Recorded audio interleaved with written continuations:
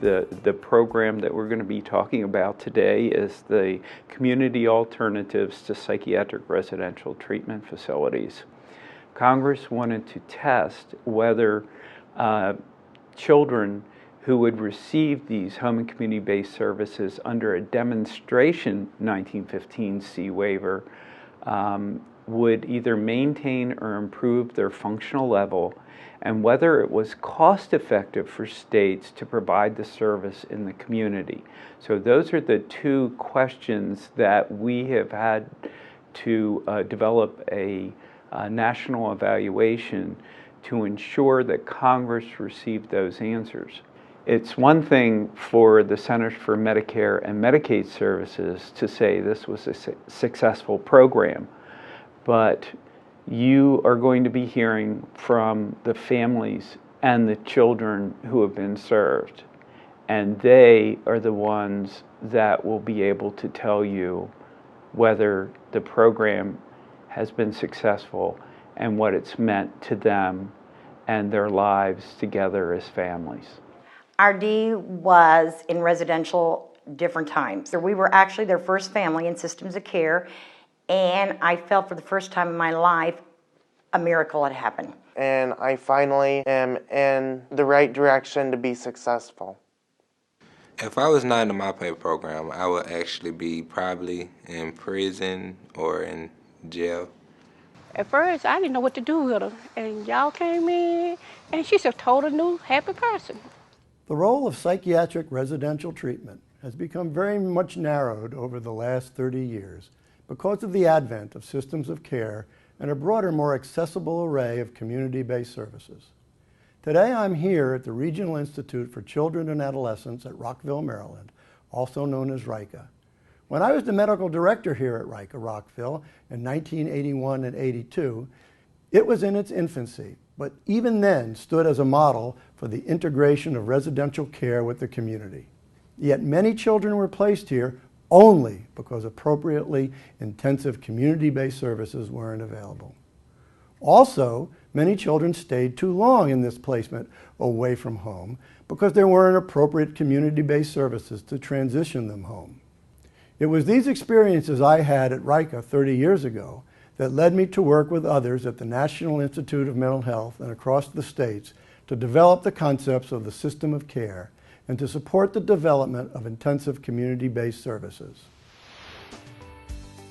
First, we traveled to Montana to see how using non-traditional approaches such as equine therapy and using a wraparound approach with Fidelity is making a difference in the lives of youth and families. Welcome to Montana.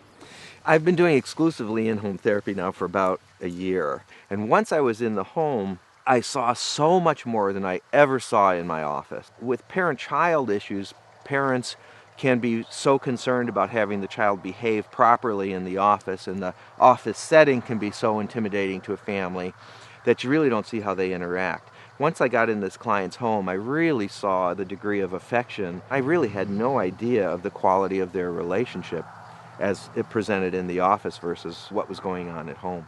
Yeah, I've really learned to appreciate my family. Before we weren't, like I used to say, we weren't as close as we are now. Like I was afraid to tell my mom stuff that would be going on in school or whatever. I realized how much my family really loves me because they wanted me. It was their choice to take me out. My counselor told me, "Kim, you're going home this Tuesday." And I'm like, what? With the PRTF program, we meet regularly with the family, and so we can better coordinate and share ideas. The process works so much more smoothly. It's like now they're paying more attention of what I think and how I'm doing in school. Well, the wraparound approach is so important. Number one, it's unconventional. It's different than what families are used to in typical services. We're working from families' prioritized needs, and we're really giving them the opportunity to sculpt the work that they want to see occur in their lives and reach their vision, rather than the vision of professionals or the people that may be coming into the team that say this needs to happen, this needs to happen. It's really centered on what does the family want to see occur so that they can reach the goals that they've set for themselves. the PRTF waiver provides the opportunity for therapists to work with others, a team that can really support the family, and you can start to see the treatment goals that you work so hard to achieve come true. Well, we tried a different program, and it wasn't working for us because they would have meetings, but it was like every 3 to 4 months, and not everybody would show up, and they would tell us what we needed to do, not the tools to do it, or we weren't setting our goals, they were setting them for us. And the wraparound, we set our goals. The one that we had before, like, we pretty much was just sitting in an office, just talking, and we didn't really get along with people.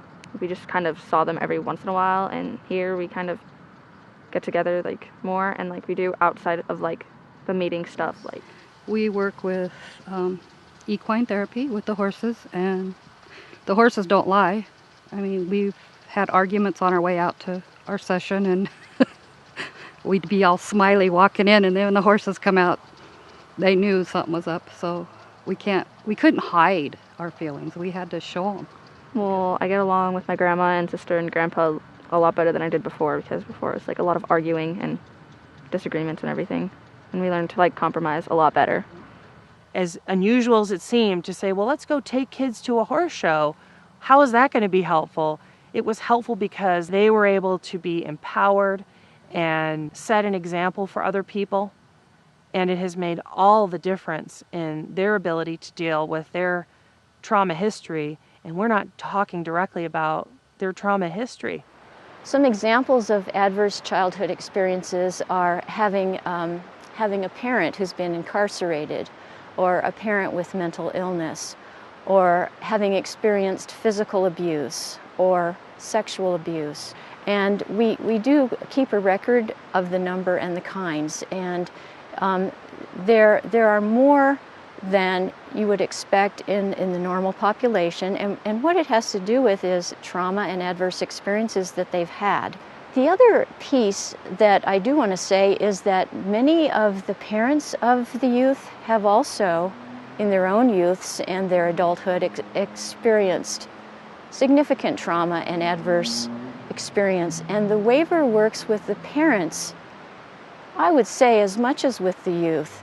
The services have been very helpful. We've learned with our crisis plan, we had to use it a couple times, and the third time we had a crisis, we were able to solve it ourselves. We didn't have to have anybody come in and sit with us and help us. We had learned how to talk, and we stopped it before it got too far. A lot of what I've heard from parents involved in the program is that they feel more empowered as parents and better able to handle crises that do come up in their own families. They learn how to do functional assessments, again, by the professionals on the team doing those functional assessments with them, so that they can take a look at what happens when things go wrong, what happens before they go wrong, what are some of the places where they as parents can influence the course of how things will go, and what are some of the ways they can help their children learn to manage their own behaviors. We also have hired someone who is a family member, a parent that was in our program. I'm a lay person. I'm not a professional. I've been through what the families are going through. I'm there more as a liaison, a friend. I don't judge. I'm there to help. I'm a sounding board. I don't, really it's a discussion between friends. Possibly what they're talking about is something I've gone through that I can help them with. It's a wonderful program. I get a lot out of it also. The waiver program has helped us to become a little bit more organized in our goals for our family, and helps us to realize what possibilities are there for us, especially when we're struggling and need help. So the beauty of Innovations Institute at the University of Maryland is that the work of the National Wraparound Initiative actually started there. And because of that, we have a special affinity and commitment to improving wraparound implementation in the nation. And we've been lucky enough to really dig in and I think pretty progressively about wraparound implementation, what it means, what the skill sets are for the workforce, their competencies that they need to gain, and then try and improve upon current models of training and coaching. And CMS really was pleased with that model, and so we are lucky enough to be part of a national consortium of a training center, in essence, for CMS in partnership with Georgetown and JBS International. Innovations Institute plays the role of training and coaching wraparound in the PRTF waiver states who are interested in accessing that support.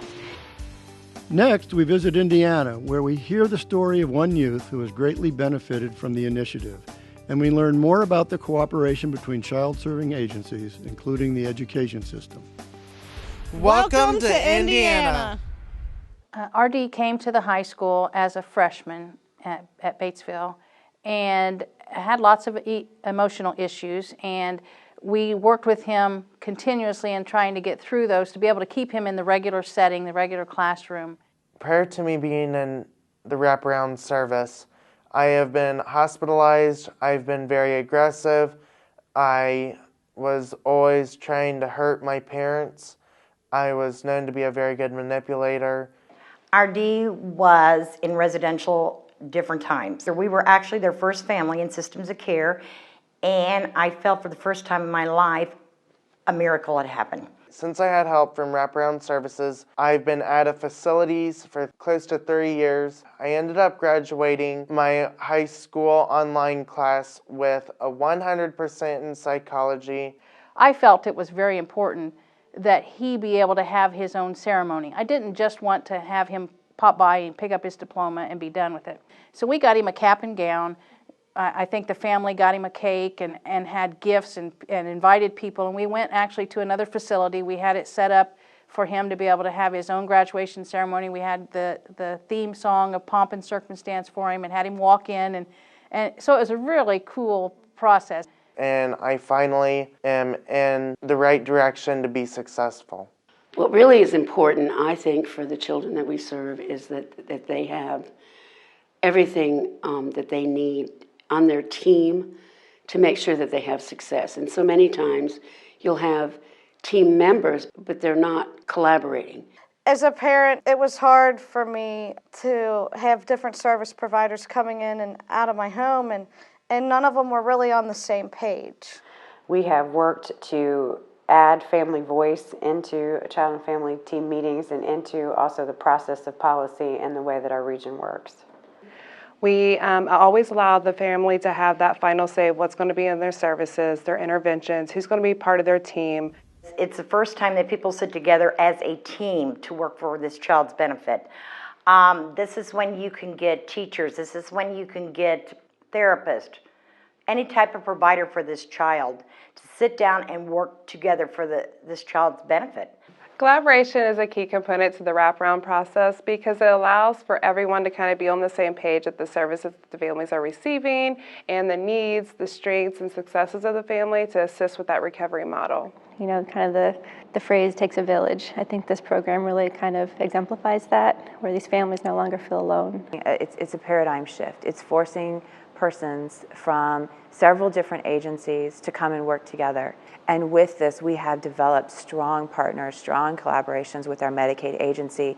And as a result of all of that, we have their full support moving forward on our sustainability plan. And that means that we're going to be able to serve thousands of children in the community with the support of Medicaid, as opposed to it being an adverse relationship. It's just been wonderful cooperation between Office of Medicaid Policy and Planning and Department of Mental Health and Addiction.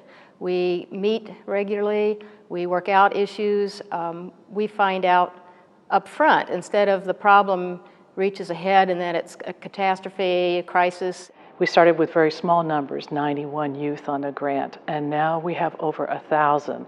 So the trends have held that we have more children improving in one domain on this grant, and these are youth with higher levels of need than youth and usual public services in Indiana. We've averaged about 55% improvement across our public service system for 30,000 or so youth in Indiana in any one CANS domain, and that could be behavioral health symptoms, risk behaviors, functioning, child strengths, or the caregiver's strengths and needs.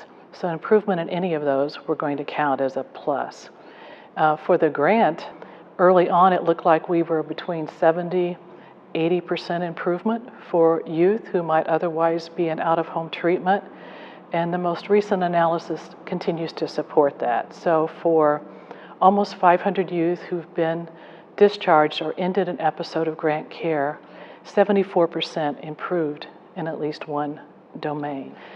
For youth with co-occurring disorders, youth who have developmental disabilities and mental health needs, we're finding they also benefit from wraparound itself, particularly the community-based piece. So looking at people with a variety of needs have found that it's helpful, but notice that we've targeted youth with the highest need, and we've been very careful as a state to do that and to then encourage youth who have lower needs or families who don't have this much challenge to get services that are appropriate to them. So that has helped manage the cost effectiveness of it. Getting a grant would be phenomenal because I see so much potential in the people around here that it's not even funny. I mean, it's awesome. So it's a combination of things. I think the system of care approach, getting all these systems aligned to work together. Medicaid's got to work with mental health. Mental health has to work with Medicaid. They have to work with the education system. In some instances, juvenile justice and child welfare. So getting all those systems to work together is not an easy task. It takes a lot of work. It takes time. It takes a lot of effort, and building partnerships across those systems is critical for the success of any one of these projects. In the state of Maryland, the Governor's Office for Children and the Children's Cabinet have provided important leadership.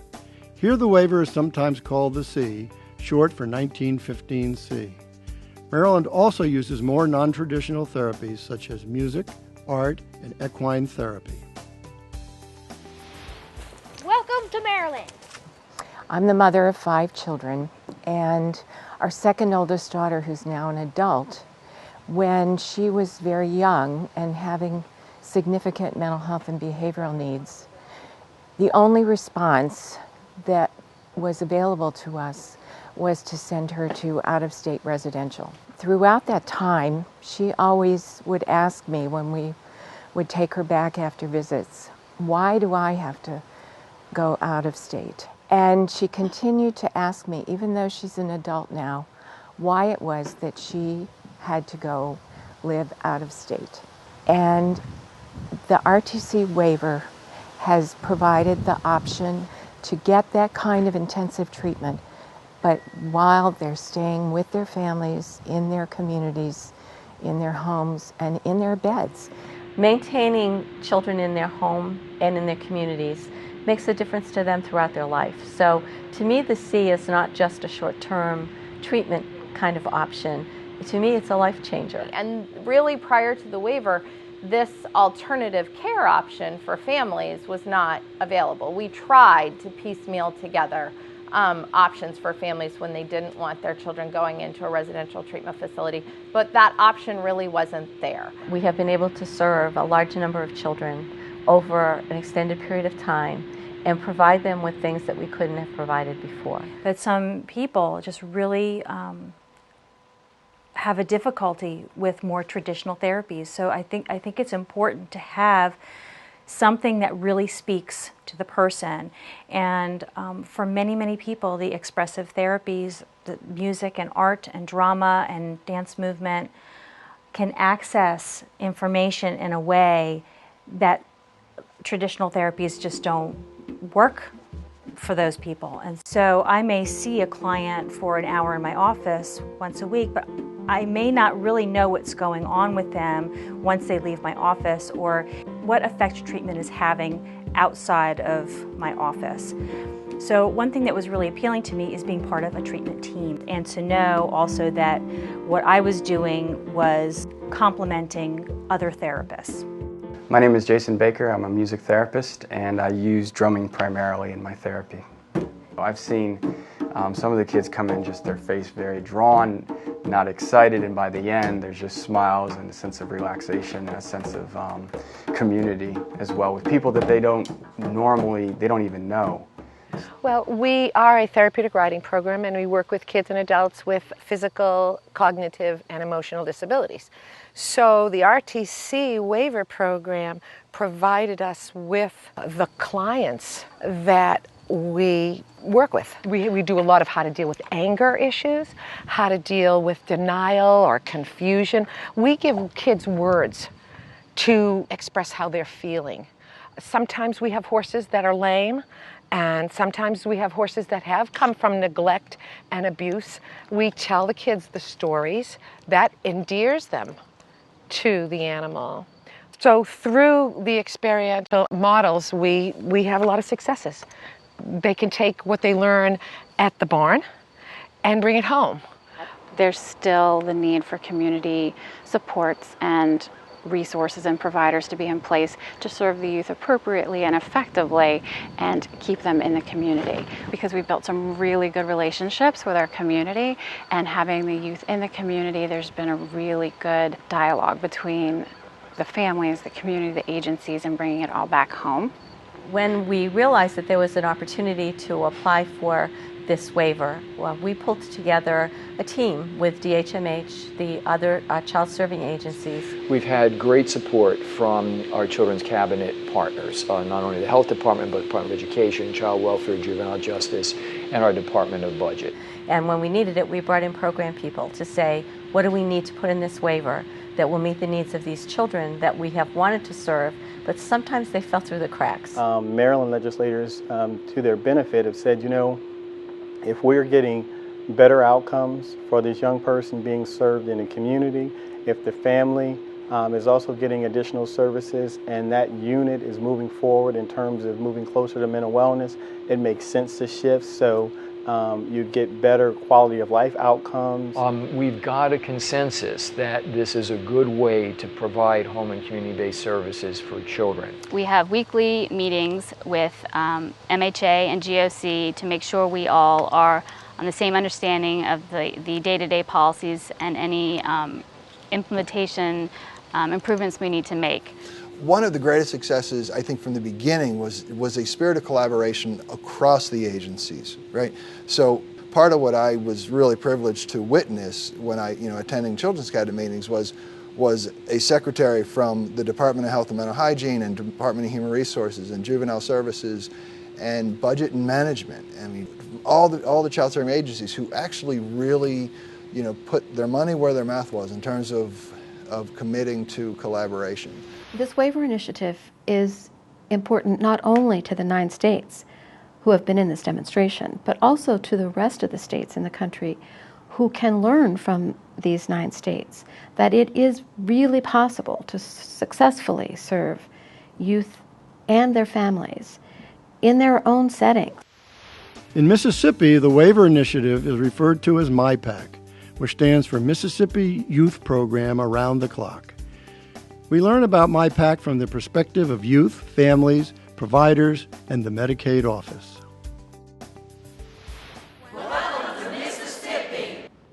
We started thinking about providing community-based services very early on. We had seen our residential kids that we served successfully in our residential treatment facilities become a revolving door pattern. The kids would leave, they would be stabilized in our facilities, go home to their communities, to the same families that they came from, and then would return back to us within months of their discharge date.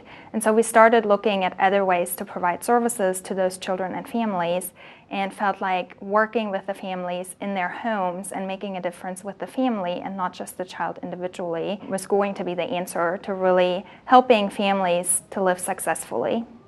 We didn't really feel like there was any other way to make it work but to work together.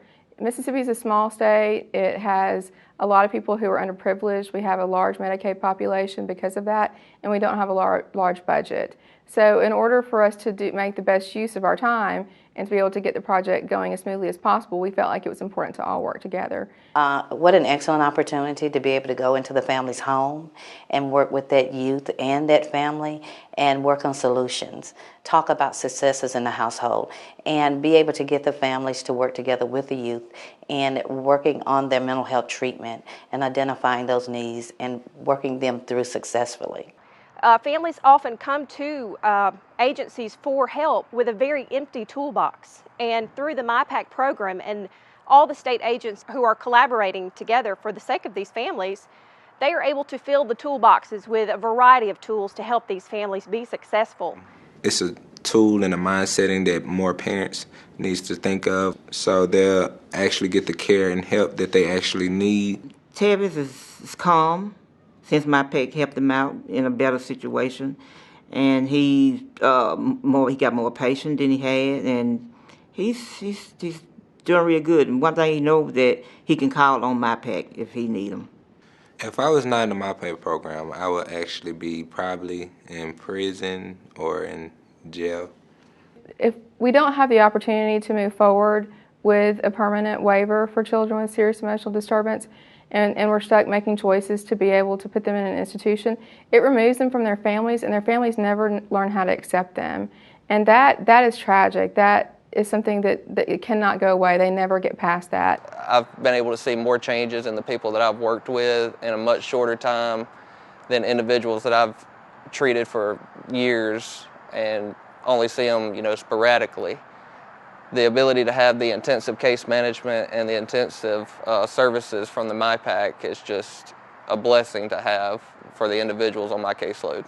MyPAC is different from other programs that I worked in that the other organization, you have a large group of kids you have to serve. Over 35 to 60 on your caseload is just impossible. Before I had a lot more clients than I have now, and I couldn't see them but maybe once every couple of weeks. And now I can see my clients at least 2 to 3 times a week, and I really get to know them a lot better. The treatment I received in the past, I didn't get much attention, but now I get more attention than I did then. At first, I didn't know what to do with her, and y'all came in, and she's a total new, happy person.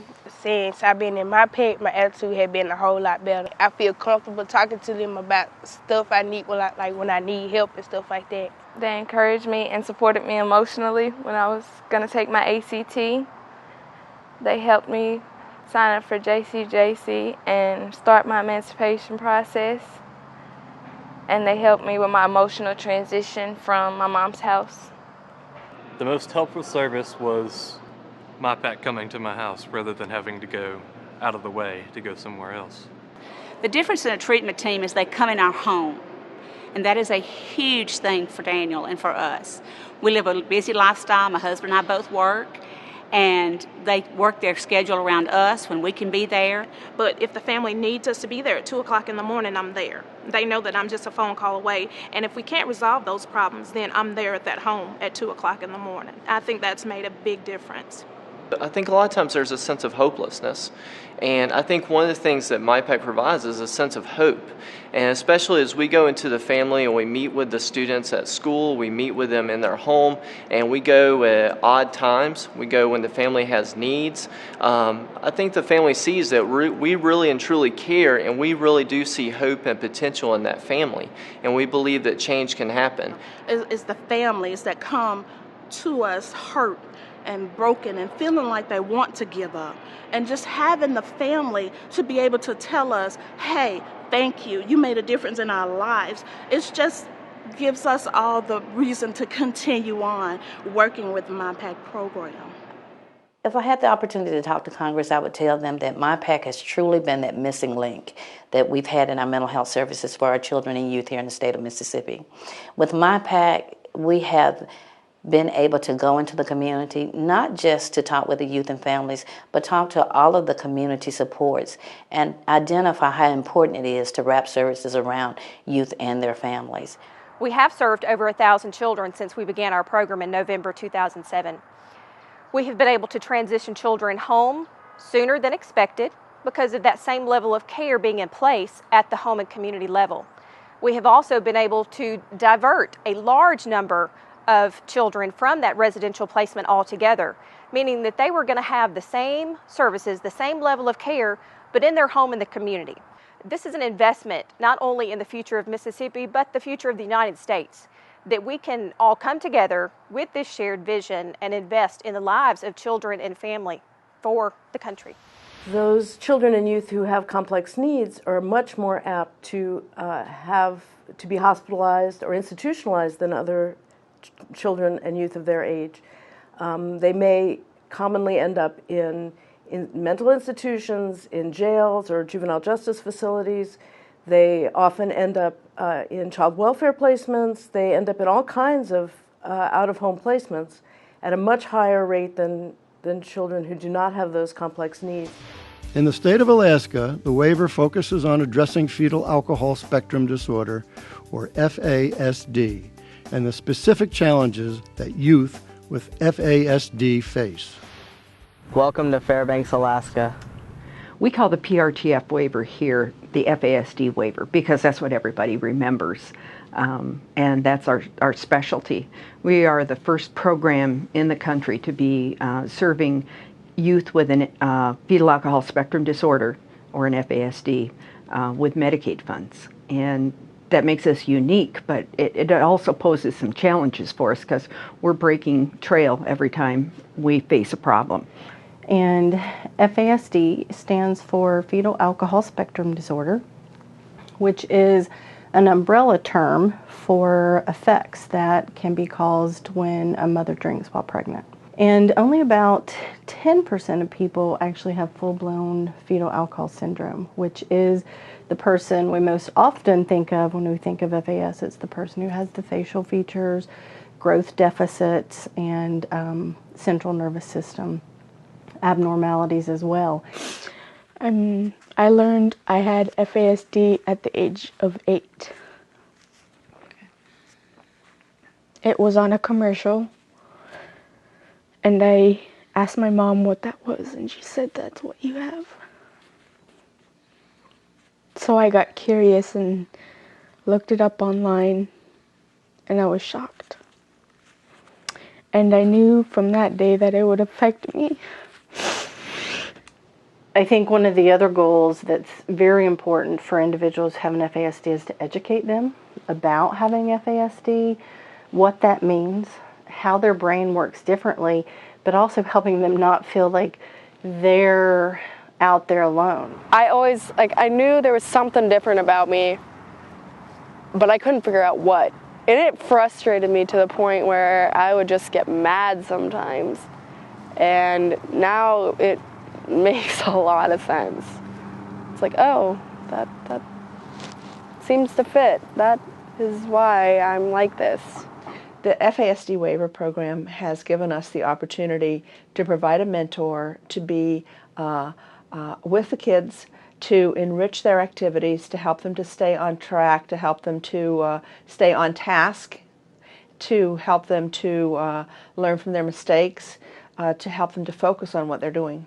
Mentors are used to help role model and teach. Individuals who have an FASD learn best from watching other people and learning and being taught, which is unfortunately why often when individuals go into residential treatment, they learn worse behaviors because they're role modeling after the other people who are also in the program with them.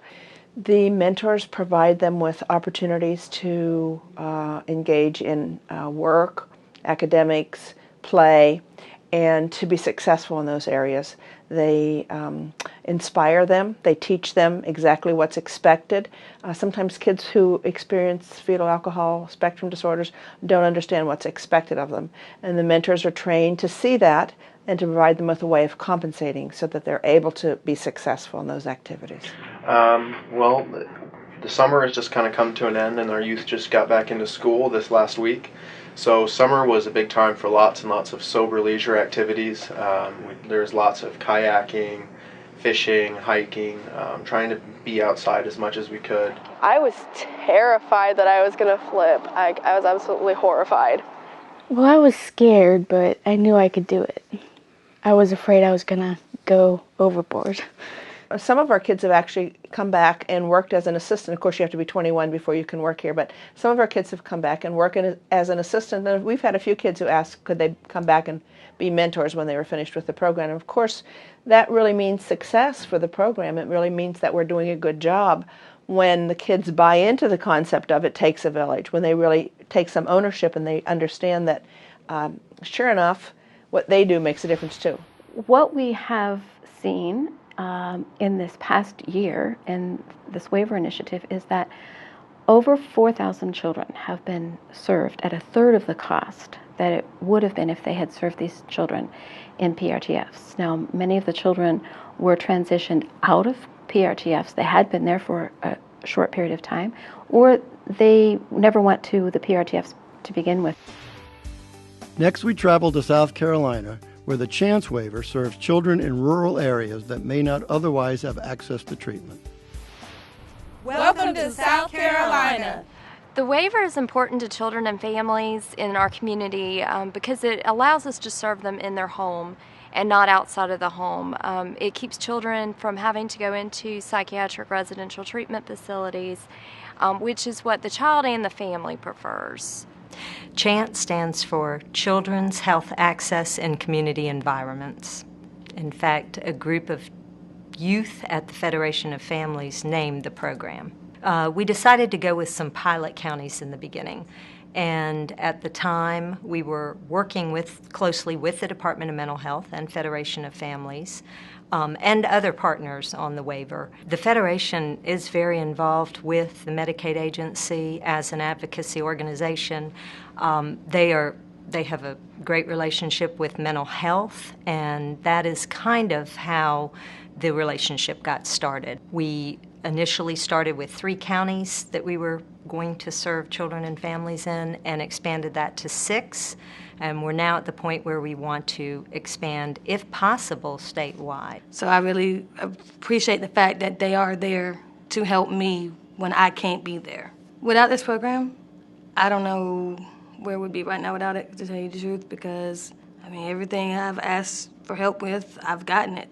So what more could I really ask for? CHANCE has given an opportunity for those families to really have choice and input in the type of treatment that they are receiving. We're pretty much chosen by our families to provide these services. It's not like a piece of paper comes across the desk and you're like, I got to handle this because this is just my job. Once you go in their homes and you provide these services, they have the opportunity to say, well, they're helping me. I want to keep them. Or they're not providing me with what I need, so I think I need to change or pursue another route when it comes to the services for the Chance Waiver. They have options. I don't think that other agencies can even compare to the one-on-one service that we provide with the Chance Waiver program. Not only is it a touchable one-on-one, but you actually get to go to the home. And it takes a whole lot when you go to a home. It's not so much what they're saying, but it's what you're able to observe at the same time. It puts the client and the therapist almost on the same level, and you can be able to address issues that the client may not even be aware that exist at that particular time, because you are able to have that not only one-on-one, but be able, after the assessment, be able to observe a lot more than what the family is actually saying. Chance works with the whole person, the whole family. I'm talking things from diet and nutrition, a lot of mental stuff, exercises. It brings a family that has been broken apart back together. And I think we all know as a country that everything begins within the family sector. Well, I'm Jeremiah and I'm 10. Things were about as bad as they could get. I was having a hard time understanding what was going on with particularly Jeremiah, and was just at a point emotionally where I didn't know what else to do. I didn't know where else to turn. There are other programs. We had tried other programs, but it didn't focus on the whole person. It was more of medication, and that's it. Well, before I was in Chance, I was pretty much the worst kid you could think of. I would say Jeremiah's behavior has changed a lot. He's talking to me more. I'm glad that it helps me have someone to talk to. There's a lot of children out there that has these type of programs, and a program like this not being there will make the problem continue. Before Chance, I had like a lot of big problems with my anger. I think we came a long way.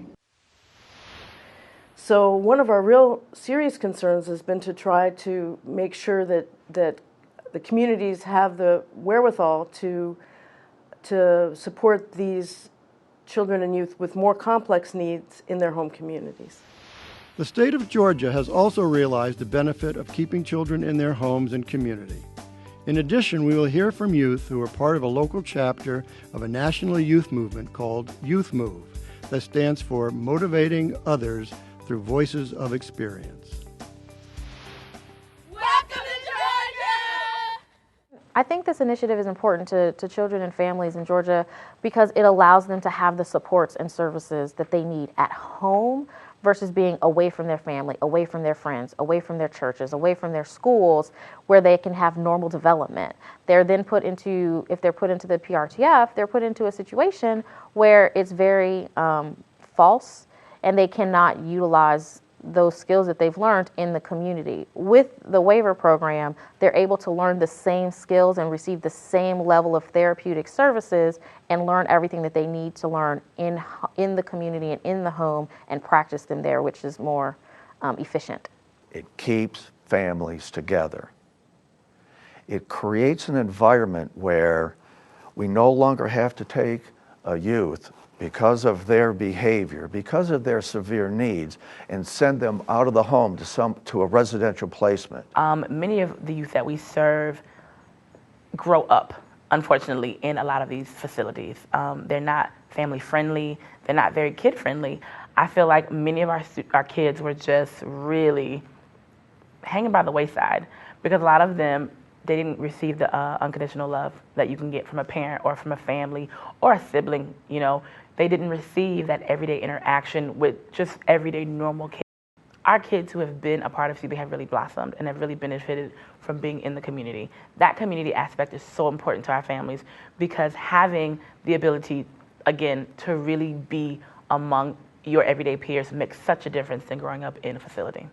Now, one might think that there would be a high level of competitiveness when it comes to serving the families and kids here in the state of Georgia. I would only say this, that there are more than enough families and kids in the state of Georgia that need services and supports that are brought to them through involvement in the wraparound model.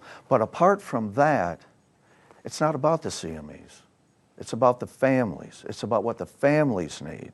Why we want to develop a network of holistic providers is so that we have some natural supports and some things that are in place, not only just services, mental health services, but those things that are part of a community. So we want to support families in a community and not in a program, because eventually the therapist isn't going to be there, CBA isn't going to be there, but the families are still going to be there, living there in their communities. So we want to empower them to find quality providers in their own backyards. Because at the end of the day, when all of us professionals walk away, that family is going to be left with, hopefully, a significant core that's going to allow them to be self-sufficient, more so than when we arrived. Some of the highlights working with CBA for me would be watching families grow. And as silly as this sounds, telling us that they don't need us anymore. The whole team also allows the helps the youth, usually the family support partner before the meeting talks to the youth, and sometimes they do have youth peer supports, and to allow the youth to go over some of the things that the youth would like to speak about. You know, some people with mental health are afraid to talk about it and to let people know, but we're actually here, you know, to let you know it's okay to talk about it and you actually need to talk about it. People have to realize that just because you're labeled with something or because somebody else call something that's not what you are. People change every day, and we grow and we develop, and we need to learn how to express ourselves. I think the highlights would be the successful graduations that we've had. We have had quite a few youth that have made significant changes, that have not gone back to the PRTF, who have not gone back to CSUs, who have graduated from our program and moved on to doing things like going to military or going to college in a way where they know how to cope with the things that are going on and are no longer crisising all the time. And I think that's our number one goal, and our number one success would be all of the kids that have successfully discharged and not come back. So to be able to say that out of 60 kids served, 10 of them came out of the PRTF after having been in there for 5 or more years and stayed in their families and never went back and then had a successful graduation, that's success in the program. Fewer absences at school, less involvement with the law enforcement, not going into CSPs when maybe before they had been constantly in crisis stabilization programs, and that was 6 months prior in that data that we gathered, and then 6 months down the road we're seeing that they haven't gone in at all, or they've only gone in and it was once for 2 days and they're back with their family. Keeping children at home in the community is a way to go. It's a way to go for the future. We save money. It's better for the taxpayers. It's better for the children and the families. It's better for the systems. And we now know that we can do it successfully. We've been doing it successfully with systems of care for years and demonstration sites all across the country. And we've demonstrated it again now with the Center for Medicaid Services that we can serve children in the community safely, and they can be happier actually in the community and grow. The Waiver Initiative in Kansas has set a precedent for extending services beyond the state's typical age limits for the program. Welcome to Kansas! My name is Janice Story. I am a program director at Burt Nash Center, and I represent the community-based services that we provide at Burt Nash Center. I think that one of the things that really is specific to our grant in the state is that we do a process called a community-based service treatment team. And so what that does is it brings together all of the people who work with that child, but also the parents, and really look at what's going on with that youth.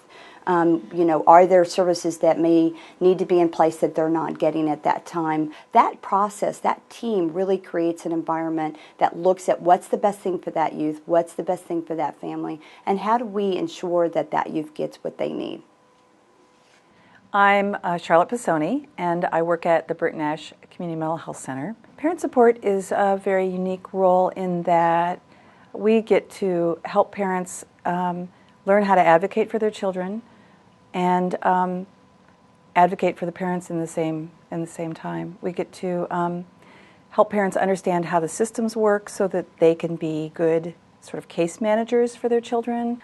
All of our parent support at Burt Nash are either parents of or siblings of someone with special needs mental health issues. And we have always done it that way, where the parent support has both professional and personal experience. This is really important to the parents we work with because we have a good and clear understanding of what it's like to be on both sides of the fence, both professional and understanding the language and personal understanding the grief that goes with parenting these kids. Through our program, we operate a process that we refer to as eligibility exceptions. So of course we have criteria and guidelines for eligibility to the program, but we do make exceptions for those children and youth that would be over 18. One young lady who has participated in services throughout the years at Burt Nash Mental Health Center was re-hospitalized after having graduated from the grant. And so when she was in the hospital, she actually called me because she's over 18 and said, I believe I need some more support when I get out of diversion. So she called and we got the community-based services treatment team together, and we did the PRTF screen so that it could be approved, and it was reapproved, and we were able to have her sign the choice document, and she is now again participating with the grant. I think the program has been effective on two different levels, actually. It's been cost effective for one thing. We've been able to determine that services provided to kids in their homes are less expensive than when you provide services to kids in hospital settings. And the services themselves have been proven to be effective in helping kids succeed in all aspects of their lives. We've served right in the neighborhood of 630 children and youth that may not have been able to gain that intensive community support and gain successes in a community environment. One of the biggest challenges has been to support the youth who are approaching adulthood who are in this population. They, like the younger children, often fall through the cracks because they have needs that are traditionally served by a variety of different state agencies or community agencies. And through this process, it's possible, through the wraparound process in particular and the systems of care that have been developed, to pull together all of the agencies that need to provide services for someone who has very complex needs, to pull them all together and build services in the community that are really tailored to that youth's needs and that really support their parents and their siblings too, because siblings in this situation suffer a great deal. Virginia has used some lessons from implementing the waiver to improve the coordination of care to better serve all Virginia's youth and families. Welcome to Virginia! Well, a lot of the providers that we have that are a part of the program have been providers of intensive in-home where they've worked with this population of youth for quite some time. It's provided them another opportunity of funding different services that they could expand upon in their own businesses. It's very much aligned with what our agency is trying to do. You know, just by the name of our agency, Home for Good, we are working to keep the children home, to prevent residential placement, to keep children out of residential placement. Home for Good is good.